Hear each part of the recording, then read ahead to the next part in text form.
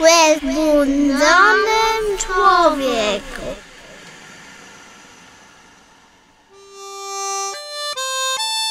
Łeb zemał, łesoblewie przed głedama, story Michu we cygu wieczora ma grebą ksążkę, z pieśniama i śpiwu.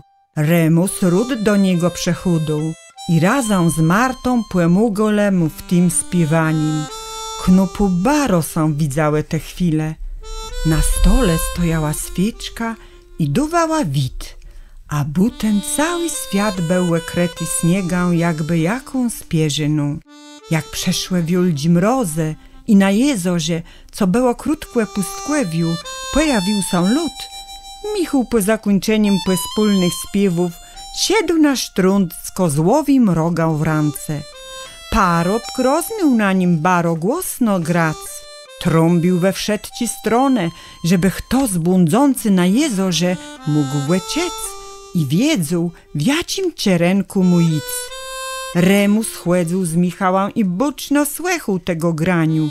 Zduwało się jemu, że belno rozmieje te zwąci. Powiódł później Marce, łeczim śpiewał róg.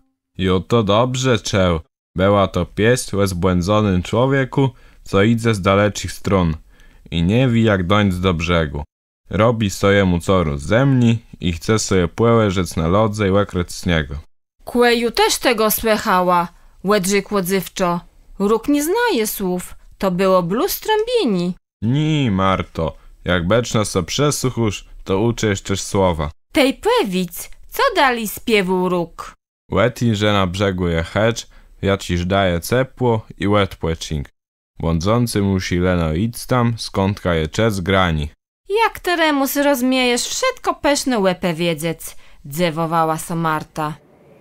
Jednego dnia była łekropna kurzatwa.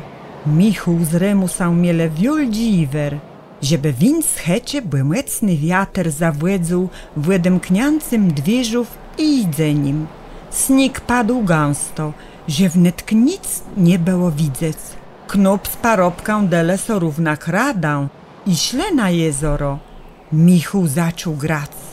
Czy de skończył, Remusowi zdawało się, że ktoś z daleka włeł. Czejece to? Zapytał Michała. Jo, nie wiem równak skądka je ten głos. Miejsce zdowu, że łet ti stronę, gdzie rzeka płynie do jezora. Alla weter, to barolecho, tam są kuńczy lud. Jeśli ktoś tam je, to w tym gęstym śniegu nie będzie widział łedę i się utopi, rzekł głośno Michu. Chódkłe śle przez jezoro i boczno słychele, czy ktoś nie wołał płemyc. Hej, hej! Dało się czec. Widzą głę. Krzyknął parobk, zaruchwycił róg i zaczął grać. Po staceju na jezorze nie szła równak w ich stronę. Z każdym krokiem była bliżej placu, gdzie lud się kończył. Remus, ju nie dum radę, ale te jest młodsi i chudsi jak ju. Nekuj do tego biednego człowieka. Młeże są jeż długłe uretac, rzekł Michu. Remus nie czekał. Na tych stopach zaczął biegać po lodze. Stój, stój, włełał. Czy deju myślał, że nic nie pomoże zbłądzonemu człowiekowi? Ten stanął, kusksa przesłuchiwał, jaż kureszce skrącą w strona, gdzie był Remus. Jeuretuny. Pomyślał Knup i zaciekawiony zdrzył na krajomną pestaceję. Był to niści chłop z długą brodą, z dość wielkim tłumoką na puklu. Czej płede szedł krótkłe, Remus powiedział. Jak webe szle i szpura kroków dali, to bezcie se utopile. Chłop nic nie odrzekł. Szle tej razem bez słowa do Michała.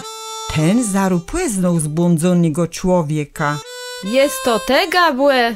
Jo, łedrzek chłop i dodał. A dzeju jem. Mięso zduwało, że na płelu kłele lepna. Na jacim płelu, rzekł Michu. Te był na jezorze. Jakby nie ten knup, to tebe so utopił. Remusku, wiesz, kłego masz urytony?